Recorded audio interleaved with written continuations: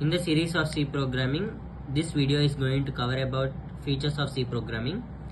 So features are nothing but which is going to define the best about your language. So let us see how well it defines best. So first feature వచ్చేసి high level programming language.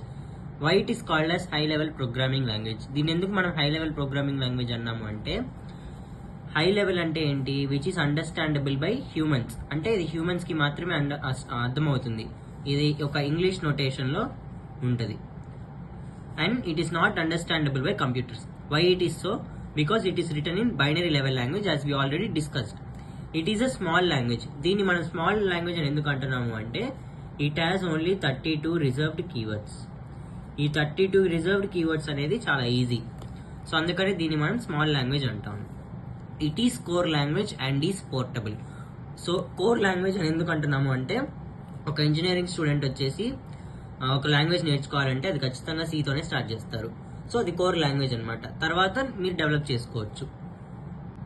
Next it is portable అన్నాం. Portable అంటే ఏంటి? It can be these programs can be run in different systems. So వేరే systems లో same code ని run చేసుకోవచ్చు. So that is why it is called as portable. Next it has built in functions and operators. అసలు ఈ built in functions అంటే ఏంటి?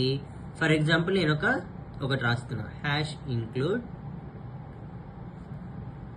stdio.h. So ఇదేంటిది? ఇది హెడర్ ఫైల్ అంటారు దీన్ని. సో ఇది మనం నెక్స్ట్ వచ్చే వీడియోలో డిస్కస్ చేసుకుందాం. సో ది హెడర్ ఫైల్ అంటే ఏంటి?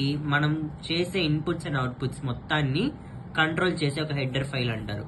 So it is built in. Built in అంటే ఏంటి? అది ఆల్రెడీ డిఫైన్ అయి ఉంటుంది.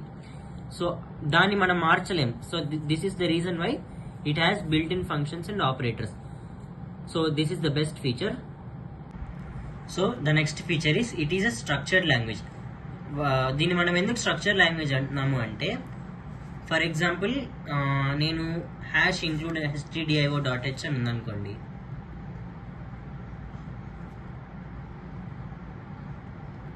సో దీన్ని మనం హెడర్ ఫైల్స్ సెక్షన్ అంటాము.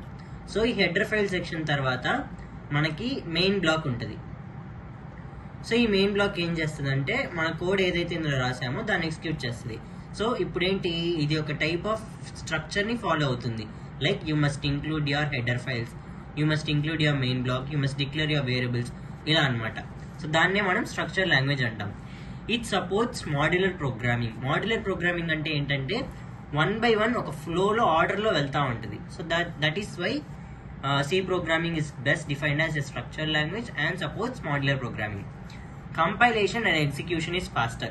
Compilation ఎందుకు faster and execution faster అంటే ప్రోగ్రామ్ ఎప్పుడైతే మీరు టైప్ చేశారో whenever you type a program, compilation అనేది ఎంత టైం తీసుకుంది అనే దాన్ని బట్టి ఉంటుంది. అండ్ ఎగ్జిక్యూషన్ కూడా ఎంత టైం అనేది వచ్చింది రిజల్ట్ అనే దాని మీద ఉంటుంది. So that is why compilation results అనేవి ఫాస్ట్గా ఉంటాయి. నెక్స్ట్ లాస్ట్ ఫీచర్ వచ్చేసి it supports dynamic memory allocation. అసలు డైనమిక్ మెమరీ అలొకేషన్ అంటే ఏంటి? సో డైనమిక్ మెమరీ అలొకేషన్ అంటే ఏంటంటే ఫర్ ఎగ్జాంపుల్ నాకు ఒక వేరియబుల్ ఉంది. ఆ variable name something as A అని తీసుకుందాం. ఈ ఏ అనే వేరియబుల్లో let me assume that I have value called 20. So 20 is being stored in variable A. So in my compilation whenever I run a program, I want to change the variable. So I want to change the value to this 20 to the another one. I use dynamic memory allocation concept. So ఇదేం చేస్తుందంటే compilation టైంలో నా మెమరీని free అనే ఫంక్షన్ని వాడి, free అనే కీవర్డ్ని వాడి ఈ వేరియబుల్ ఈ మెమరీ బ్లాక్ని ఫ్రీ చేస్తుంది. సో దట్ నేను ఏదైతే కంపైలేషన్ టైంలో వాల్యూ ఇస్తున్నానో ఆ వాల్యూ ఎంటర్ అవుతుంది. లెట్ us assume 30 ఇస్తున్నా. సో ఏ అనే ప్లేస్లో 20 వెళ్ళిపోయి 30 అనేది రీప్లేస్ అయింది. So this is the concept of dynamic memory allocation. So ఇది ఒక బెస్ట్ ఇంపార్టెంట్ కాన్సెప్ట్ అనమాట. So in the future upcoming videos let us discuss about C, and the next video let us discuss about the algorithms and flowcharts. Thanks for watching.